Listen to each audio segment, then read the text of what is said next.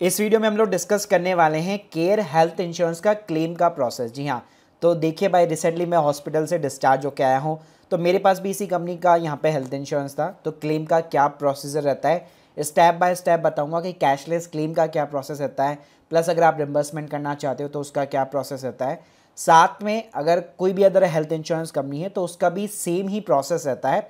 तो इस वीडियो के थ्रू जनरल तरीके से मैं आपको जो है समझाने की कोशिश करूँगा कि कहाँ पे क्या क्या चीज़ें जो है आपको ध्यान में रखनी चाहिए और कैसे स्मूथली तरीके से आप अपना क्लेम वगैरह जो है निकाल सकते हो किसी भी हेल्थ इंश्योरेंस कंपनी से। वैसे मैंने रिसेंटली भी जो है एक हेल्थ इंश्योरेंस के ऊपर डिटेल वीडियो बना रखा है, सारी पॉलिसीज़ को मैंने कंपैरिजन किया है। अगर आप लोगों ने चेकआउट नहीं किया, लिंक दे दूंगा डिस्क्रिप्शन बॉक्स में, तो प्लीज़ एक बार ज़रूर चेकआउट कर लीजिएगा। तो देखिए, किसी भी हेल्थ इंश्योरेंस कंपनी के अंदर क्लेम करने के लिए सिंपली दो तरीके होते हैं। एक होता है आपका कैशलेस ट्रीटमेंट, जहाँ पे आपको अपनी जेब से कोई पैसा खर्च नहीं करना पड़ता है, पूरा पैसा डायरेक्टली जो है हॉस्पिटल को ही जाता है। दूसरा तरीका होता है रिम्बर्समेंट, जिसमें पहले आपको स्पेंड करना है, फिर आपको जो है यहाँ पे जो भी हेल्थ इंश्योरेंस कंपनी है उससे आपको रिकवर करना होता है। तो पहले बात कर लेते हैं कैशलेस ट्रीटमेंट के बारे में, क्योंकि मेन मकसद ही हमारा हेल्थ इंश्योरेंस इसलिए लेना होता है ताकि हमें कोई भी भारी खर्चा एकदम सडनली ना झेलना पड़े।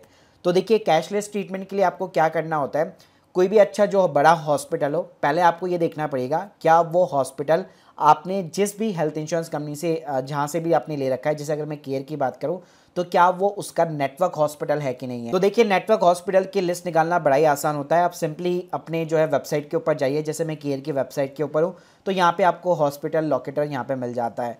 तो सिंपली आप अपना ना स्टेट वगैरह सेलेक्ट कर सकते हो, अपनी सिटी वगैरह सेलेक्ट कर सकते हो।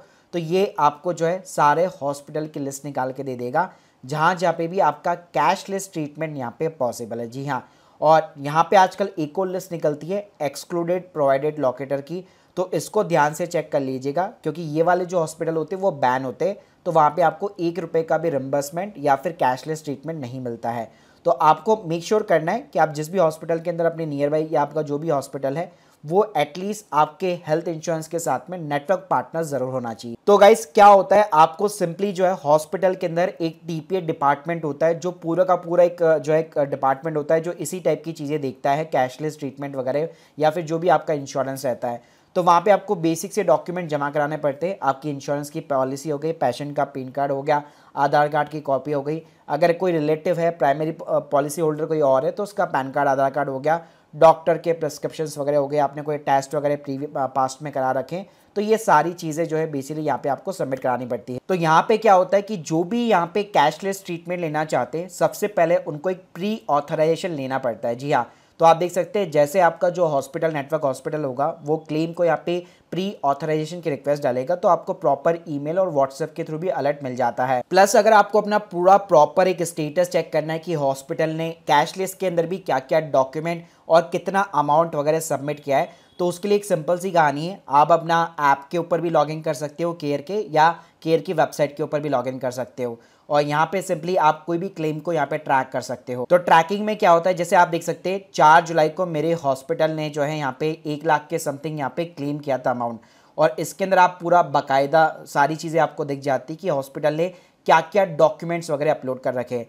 तो यहाँ पे आप देख सकते हो प्री ऑथराइजेशन इन्होंने फॉर्म डाल रखा है। अब भाई, ये जो फॉर्म होता है ना, वो मेजरली अगर आप कैशलेस करा रहे हो तो आपको फिलअप करने की ज़रूरत नहीं पड़ती है, आपका जो हॉस्पिटल का टीपीए डिपार्टमेंट होता है ना वो खुद ही फिलअप कर लेता है। जी हाँ, तो आप देख सकते हो इस टाइप का आपको फिजिकल फॉर्म दिख रहा होगा जो हॉस्पिटल ने यहाँ पे केयर को सबमिट किया है, और इसके अंदर बाकायदा जो है सारी चीज़ें लिखी होती है कि किस चीज़ का कितना अमाउंट यहाँ पे एक एस्टीमेट दिया जाता है, यानी कि अगर आप जो भी कोई सर्जरी करा रहे हैं या आप एडमिट हो रहे हैं तो उसका कितना खर्चा आ सकता है। तो पहले एक अमाउंट तक जो है यहाँ पे प्री ऑथराइजेशन लिया जाता है। प्री ऑथराइजेशन का मतलब है कि हाँ, यहाँ पे हेल्थ इंश्योरेंस को एक इंटीमेट किया जा रहा है कि इतने अमाउंट तक का भाई इस पेशेंट का खर्चा आ सकता है। यहाँ पे आप देख सकते हैं डॉक्टर के प्रिस्क्रिप्शंस हो गए, इन्वेस्टिगेशन रिपोर्ट्स हो गई, आपकी पॉलिसी हो गई, आपकी केवाईसी हो गई, और ये प्री ऑथराइजेशन फॉर्मेट यहाँ पे अपलोड होता है।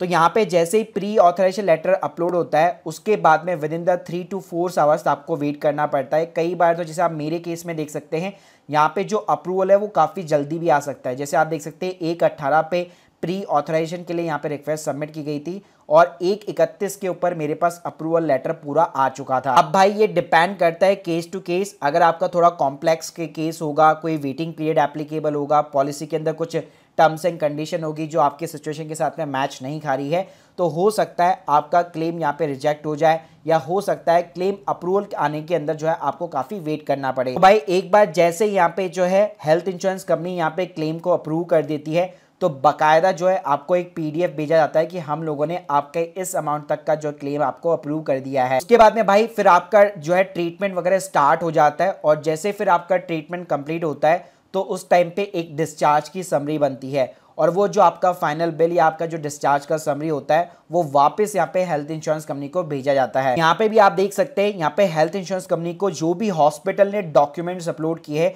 बाकायदा आपको प्रॉपर केयर की वेबसाइट के ऊपर दिखेंगे कि आपका फाइनल बिल कितने का बना है। तो यहाँ पे देख सकते हैं, जैसे मैं नारायण हेल्थ के अंदर यहाँ पे जो है एडमिटेड था, तो उन्होंने एक बहुत ही लंबा चौड़ा बिल बना के जो है यहाँ पे केयर को भेजा, और उसके अंदर यहाँ पे उन्होंने जो है जितना ऑलरेडी यहाँ पे क्लेम जो है बेसिकली अप्रूव हो रखा था, तो उन्होंने एक इंटीमेशन भेजा कि अब ये भैया फाइनल इनवॉइस इनका बन चुका है, इनकी डिस्चार्ज समरी बन चुकी है। इसके बाद में भाई एक और आपके पास में अप्रूवल लेटर आएगा कि आपका जो फाइनल क्लेम कितना सेटल्ड हुआ है। जी हाँ, कई बार ये होता है कि 1 लाख रुपए का मान लीजिए आपने क्लेम डाला, हेल्थ इंश्योरेंस कंपनी ने केवल आपको 80,000 रुपए दिए, हो सकता है आपके पॉलिसी के अंदर कंज्यूमेबल जो है एड ऑन ना हो, तो उस वजह से वो आपका रिजेक्ट हो जाता है, या कोई खाने पीने की चीज़ें या कुछ भी हो सकता है। तो वो जो रीज़न होगा प्रॉपर बाकायदा ये जो भी अप्रूवल लेटर होगा उसके अंदर बाकायदा आपका मेंशन होता है कि कितना अमाउंट आपका अप्रूव हुआ है। और इसके अलावा यहाँ पे कभी भी कोई भी अगर आपको इशू आता है तो केयर हेल्थ इंश्योरेंस कंपनी का ये टोल फ्री नंबर है, जिसके अंदर आपको जो है क्लेम वाले डिपार्टमेंट के अंदर जाना पड़ेगा, और वहाँ पे आप किसी भी कस्टमर केयर एग्जीक्यूटिव से बात कर सकते हो। उनको सिंपली आपको एसएमएस पे जो क्लेम का इंटीमेशन नंबर मिला है वो आपको सिर्फ देना पड़ता है। अब बात करते हैं कि कैश लिस्ट के अंदर आपको क्या क्या चीज़ें ध्यान में रखनी चाहिए। तो देखिए, मेरा तो क्लेम बहुत ही जल्दी अप्रूव हुआ था, और पूरा मेरे को यहाँ पे डेफिनेटली क्लेम वगैरह मिला हुआ है, तो कोई दिक्कत मेरे को यहाँ पे किसी भी मतलब प्रॉब्लम का जो है मेरे को फेस नहीं करना पड़ा। लेकिन मेरे साथ एक और पर्सन मैंने वहाँ पे देखे, उनका भी किया था लेकिन उनका रिजेक्ट हुआ था। तो देखिए, आपको वेटिंग पीरियड और जो भी टर्म्स एंड कंडीशन होती है जब आप पॉलिसी ले रहे होते हैं तो उस टाइम पे आपको सारी चीज़ें यहाँ पे मालूम होनी चाहिए। इसके अलावा कई बार ये होता है कि जो कंज्यूमेबल्स होते हैं उसका आपको पेमेंट नहीं मिलता, तो जब आप पॉलिसी ले रहे हो तब आप एड ऑन वगैरह करा सकते हो। इसके अलावा जो भी टर्म्स एंड कंडीशन है, चाहे प्री एग्जिस्टिंग डिजीज़ की है या कोई भी स्पेसिंग डिजीज़ की है या कोई भी सब लिमिट है, वो आपको चीज़ें चेक करनी चाहिए। प्लस आपको रूम रेंट की भी कैपिंग लिमिट ध्यान में रखनी चाहिए कि एटलीस्ट आप किसी भी कैटेगरी का रूम वगैरह अवेल कर सकते हो। तो ये पॉइंट्स आपको हमेशा ध्यान में रखने चाहिए। ये तो बात हो गई कैशलेस क्लेम प्रोसेस की, जो बहुत ही स्मूथ तरीके से होता है। अब बात करते हैं रिम्बर्समेंट की। तो रिम्बर्समेंट यहाँ पे 2 चीज़ों से हो सकता है आपका हॉस्पिटल जो है नेटवर्क हॉस्पिटल ना हो, तो पहले आपको खर्चा करना पड़ेगा, फिर बिल्स आपको कलेक्ट करने पड़ेंगे, और उसके बाद में आप रिम्बर्समेंट के लिए सबमिट कर सकते हैं। या दूसरी सिचुएशन हो सकती है, जैसे डिस्चार्ज होने के बाद में भी आपका ट्रीटमेंट चल रहा होगा, ठीक है, आपको मेडिकल के बिल्स वगैरह आपको जो है यहाँ पे खर्चा वगैरह करना पड़ेगा। तो क्या होता है, पोस्ट हॉस्पिटलाइजेशन के बाद में भी आपका जो भी पैसा होता है वो आपको बाकायदा रिम्बर्स किया जाता है। अब ये क्लेम डालना भी बहुत ही आसान रहता है। केयर की ऐप के ऊपर भी आप जा सकते हो, या फिर आप लेट सपोज वैप के थ्रू भी यहाँ पे इंटीमेट कर सकते हो, या कस्टमर केयर के थ्रू भी कर सकते हो। तो यहाँ पे आप देख सकते हो क्लेम इंटीमेशन का आपको सिंपली तरीके से बटन मिल जाता है। इसके बाद में आप अपना सिंपली तरीके से मेंबर सेलेक्ट कर लो। फिर यहाँ पे आपको क्लेम का मोड पूछेगा। कैशलेस तो मैंने बताया कि हॉस्पिटल वाले खुद ही कर देते हैं, आपको करने की ज़रूरत नहीं है। बाकी अगर आप करना चाहते हो तो आप कर सकते हो। सेकेंड होता है आपका रिम्बर्समेंट का, जहाँ पे पहले आपने खर्चा किया है फिर आप क्लेम कर रहे हो। तो यहाँ पे आप क्लेम की कैटेगरी देख सकते हो। जैसे अगर आप हॉस्पिटल के अंदर एडमिट हो रखे हो तो इंडोर के हॉस्पिटलाइजेशन के एक्सपेंसेस हो गए, ये ओपीडी वाला खर्चा हो गया, लेकिन ओपीडी का वैसे मिलता नहीं है अगर आपकी पॉलिसी में एड ऑन नहीं है तो जैसे मैंने यहाँ पे इंडोर हॉस्पिटलाइजेशन का लिख लिया।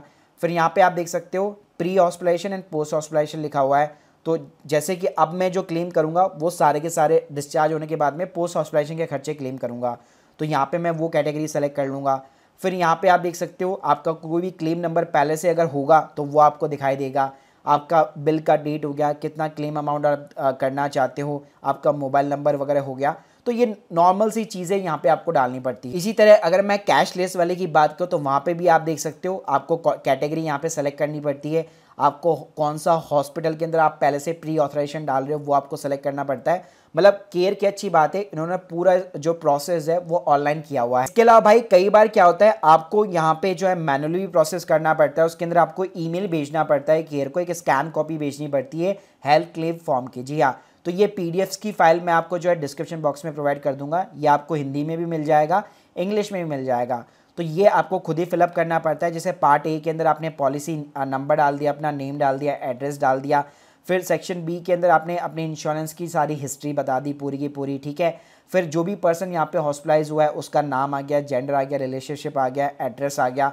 फिर डिटेल ऑफ द हॉस्पिटलाइजेशन हो गया कि कौन से हॉस्पिटल के अंदर एडमिट हो रखा है, रूम की कैटेगरी क्या है। तो ये चीज़ें फिलअप करनी होती है और इसके अंदर यहाँ पे नीचे नीचे आपको बिल के सेक्शन मिल जाते हैं। तो आपका जो भी पूरा बिल आ रखा है हॉस्पिटल का, मेन बिल हो गया, प्री ऑथराइजेशन हो गया, पोस्ट हॉस्पिटलाइजेशन हो गया, फार्मेसी के बिल्स हो गए, वो सारे यहाँ पे आप फिलअप वगैरह कर सकते हो। इसके अलावा इसके अंदर एक और पार्ट होता है पार्ट बी करके, तो ये वैसे तो हॉस्पिटल को फिलअप करना पड़ता है लेकिन आप भी फिलअप कर सकते हो। बस मेक श्योर कीजिए इसमें लास्ट में जाके आपको हॉस्पिटल का जो सील होता है बेसिकली और जो सिग्नेचर होते हैं ऑथराइज सिग्नेटरी पर्सन के, वो यहाँ पे आपको लगवाने पड़ते हैं और ये स्कैन कॉपी जो है आपको केयर को ईमेल के थ्रू भेजनी पड़ती है। तो भाई अब आप लोगों को पूरा प्रोसेस समझ में आ गया होगा कि जनरली कोई भी हेल्थ इंश्योरेंस कंपनी होती है उसके अंदर एक कैशलेस का और एक रिम्बर्समेंट का ट्रीटमेंट कैसे किया जाता है। मेजरली मैं आपको ये रिकमेंड करूंगा हमेशा कैशलेस तक की तरफ ही जाइए क्योंकि वही उसका हेल्थ इंश्योरेंस का पर्पस है।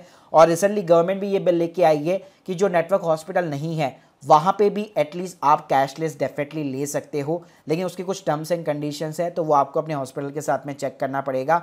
और जो यहाँ पे रिम्बर्समेंट वाले केस है उसके अंदर आपको सारे प्रॉपर डॉक्यूमेंट्स वगैरह जो है सबमिट करने पड़ते हैं। और कई बार जैसे अगर मैं कुछ और अदर इंश्योरेंस कंपनीज की बात करूँ तो वहाँ पे बाकायदा अगर आपकी सिटी के अंदर ऑफिस है तो वहाँ पे आपको जाके फिजिकली जाके डॉक्यूमेंट वगैरह भी सबमिट कराना पड़ता है। So guys hope you like this video, please subscribe channel. अगर आप लोग के कोई भी डाउट्स है कमेंट बॉक्स के अंदर जरूर बताइए। Thank you guys, thank you very much.